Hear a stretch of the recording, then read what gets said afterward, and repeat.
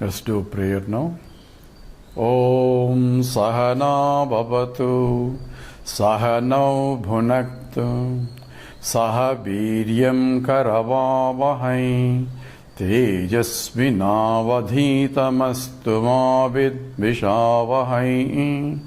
Om Shanti Shanti Shanti. Chinmayam Vyapiyat Sarvam Trailokyam Sacharacharam Tatpadam Darsitam Yena Tasmai Sri Gurave Namaha. Sri Gurubhyo Namaha. Hari Om. So, last time we were discussing about the free will and destiny as the two sides of the same coin. Now, let's look at more in terms of our evolution. So as I evolved from a lower beings to all the way to the human state, now we are given a choice now. And this human birth is very rare indeed according to our scriptures, because there are 80,000 of species of life forms, and I could have taken any life form. But I am blessed with the state where I can evolve rapidly also. And that's why a human birth is given. And that's why a human being, the one who is a being where I can evolve rapidly, because I've been given an intellect, a buddhi, and that buddhi I had to use it to redirect my mind. So how do I redirect my mind? So I had to educate myself what is the right direction. So that becomes a problem.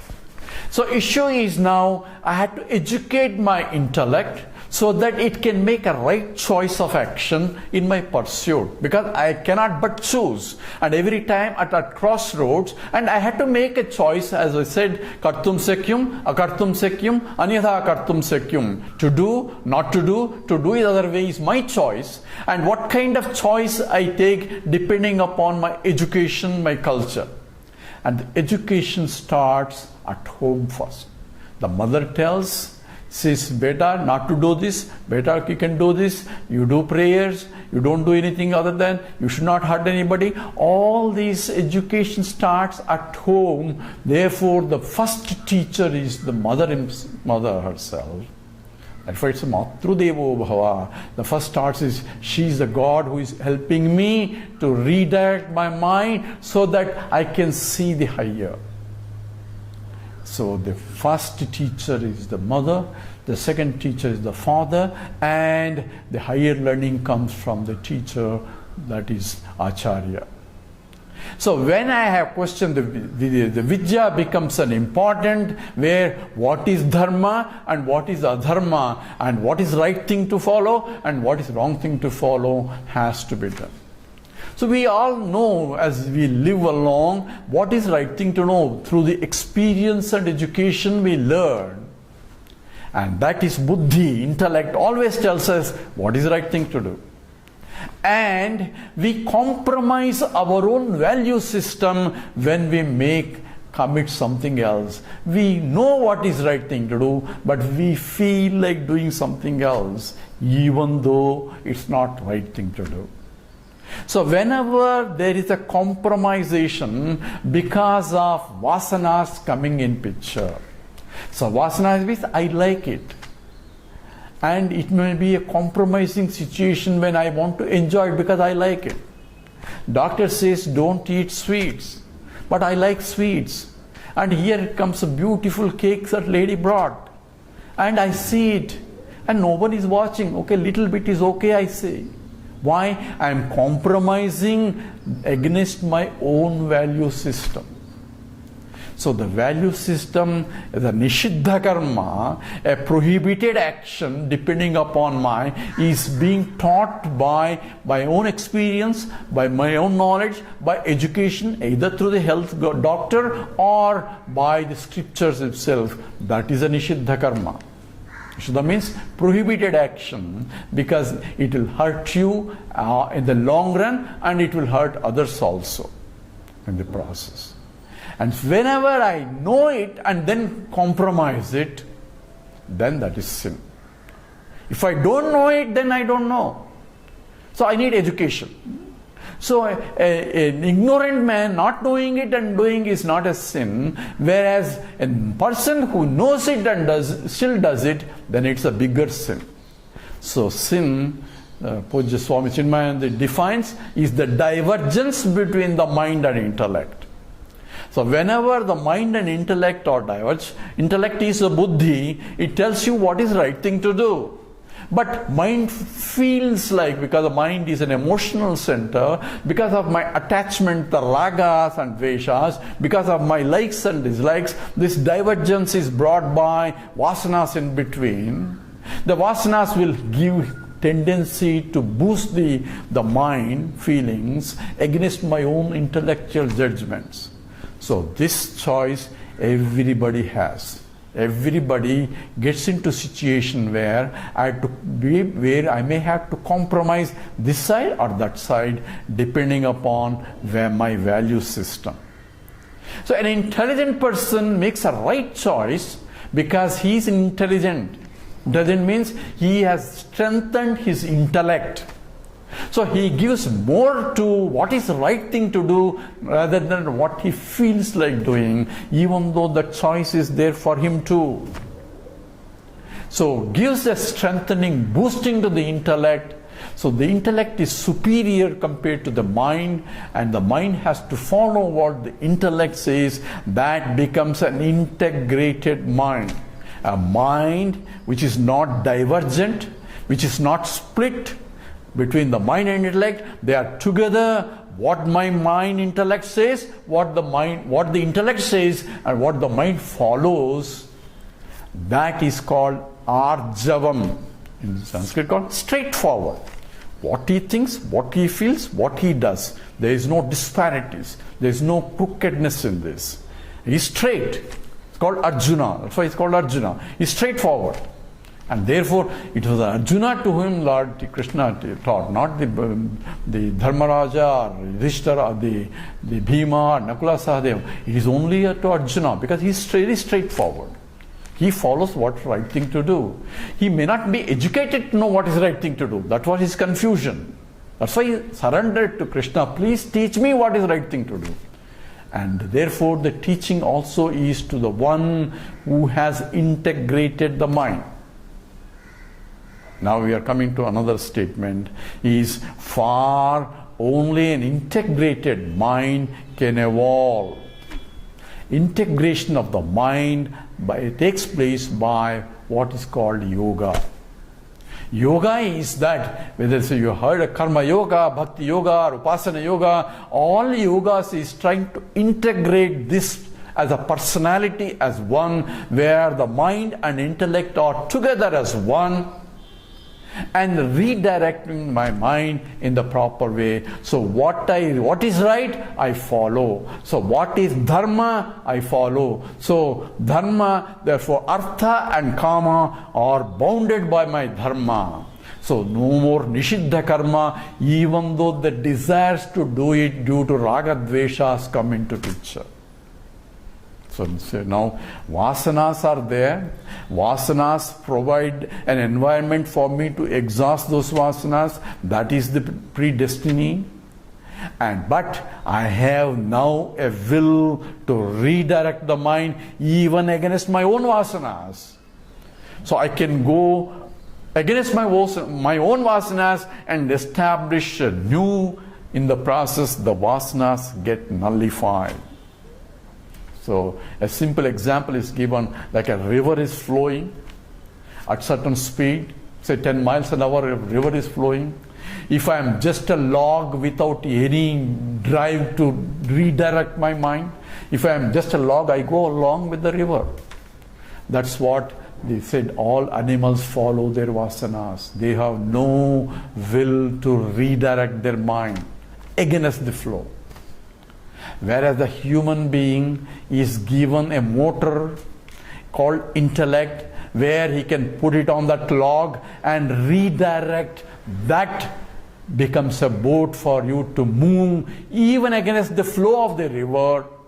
If you go along the flow of the river, you can go faster also, but you can go against the river also, redirecting your mind in the higher, and that becomes a part of the Purushartha as Dharma, Artha, Kama, Moksha.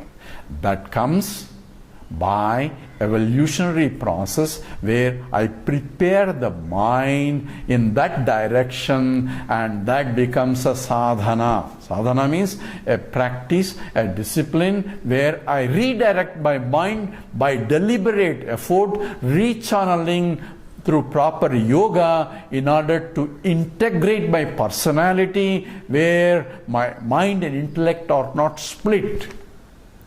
So whenever I make a mind and intellect to split, where I give a more benefit to the mind against my own intellectual judgment, I am splitting my own personality. So remember, I don't want anyone to lie to me. I expect everyone to tell the truth. But if I lie, I am splitting my own personality because I know what is the right thing to do, but I am feeling something else to do. So whenever I lie, not only it is a sin that I am committing, I'll be essentially moving in the wrong direction. And Swami Chinmayananda says, you are punished not for the sin, but by the sin. Because it is the sin that you have committed will pull you into lower and lower.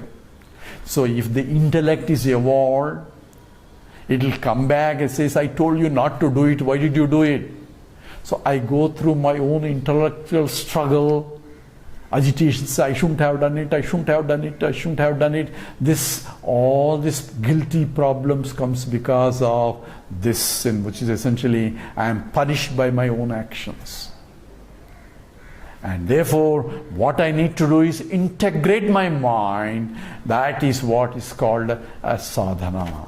And once the mind is integrated, to that mind, teaching of Vedanta becomes a fulfillment because the mind is now prepared enough to see what is clearly what is. If the mind and intellect are agitated, no knowledge will take place. Whether it's a chemistry knowledge and physics knowledge, if you are sitting in the classroom, if the mind is going all over the place and not listening to the teacher, no teaching, no teaching. Teacher may be teaching, but nothing will happen. For me, I had to keep my attention of both mind and intellect should be in the teaching itself. That means I had to be integrated mind to listen to it. So integration of the mind is essential for any knowledge. Now we will come back. What is the root cause of the problem? Ignorance is the problem. Ignorance can only be removed by knowledge. Knowledge can only take place to a prepared mind. There are prerequisites for a knowledge. What's a prerequisite? Those are the requisites so that knowledge can take place. So for any knowledge, whether it's a chemistry knowledge or physics knowledge, any knowledge, there are prerequisites for any course. In fact, they say you should have done this before, you should have algebra, you should have math before you take this course. Why? Because those are prerequisites for you to understand this. Without those prerequisites, if I go and sit in there, I may see, I want to know quantum mechanics. And I go and sit in the quantum mechanics class, all I see is letters there, A, B, C, Ds. I know A, B, C, doesn't mean that I understand what he's saying, because I do not have appropriate prerequisites to know what the significance of those letters, like E is equal to MC squared. I know E, I know M, I know C. Doesn't mean that I understand the equation. For that, a prerequisite is required. Similarly, for any knowledge to take place, there is an appropriate preparation of the mind as a prerequisite, and that is called sadhana chatushtayam, the fourfold qualifications required to recognize my own true nature. And that we need to discuss in terms of what is exactly is required. For that only all sadhanas are required. And to gain that, not to realize, not to gain the knowledge, these are only prerequisite, preparing my mind conducive for the knowledge to take place. Knowledge is not Purusha Tantram. Knowledge is Vastu Tantram. What does it mean? See, I can prepare myself because I have a choice in the preparation. I can do this, I can go to school, I can attend there, I can dress myself, prepare myself. All that preparation is action that I do by my will is involved. But once I sit in the class, what I listen is not my will. It depends on my teacher. What he is going to teach only I can learn. Not whatever I want to learn, he is going to teach. He is going to teach what according to his schedule. So it is not controlled by me, it's controlled by him. So it is vastu tantram, it depends on him and not me. I cannot will the knowledge, I can only will in terms of my preparation wise. So there is a sadhana preparation in terms of willing, disciplining the mind, but the knowledge is not depends on me, it has to come to me. This evolutionary process only a human being has.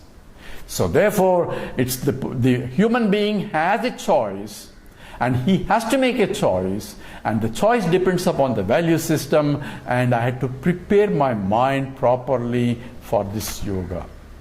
And simply says, why do I need this sadhana? Sadhana is not for draining the knowledge. Sadhana is only preparing the mind. Once I prepared, I realized this is only not required, because what is required is knowledge only. So I give a simple story. So I am wearing a thin necklace my wife gave me. So I want to show it off.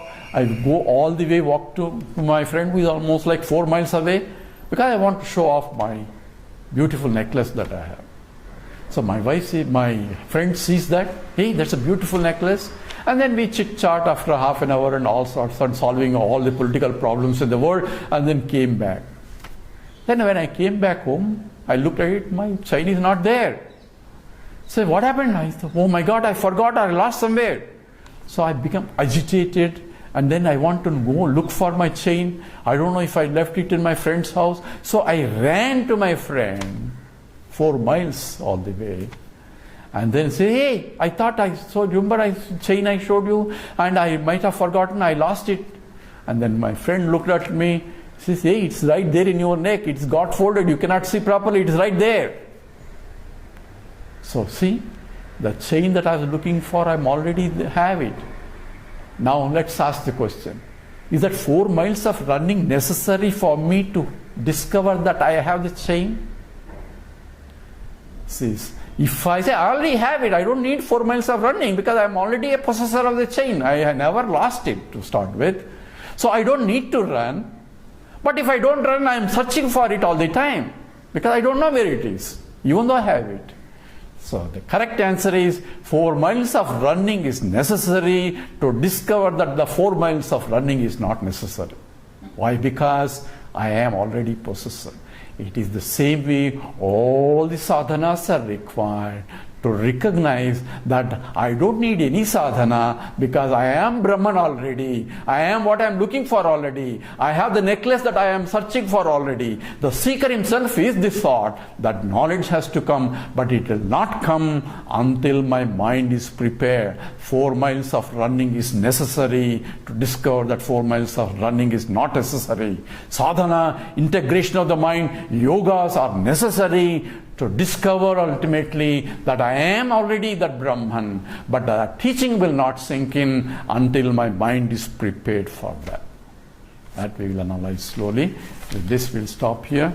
Says Om Purnamada Purnamidam Purnat Purnamudachyate Purnasya Purnamadaya Purnameva Vasishyate. Om Shanti Shanti Shanti. Harihi Om Sri Gurubhyo Namaha. Harihi Om.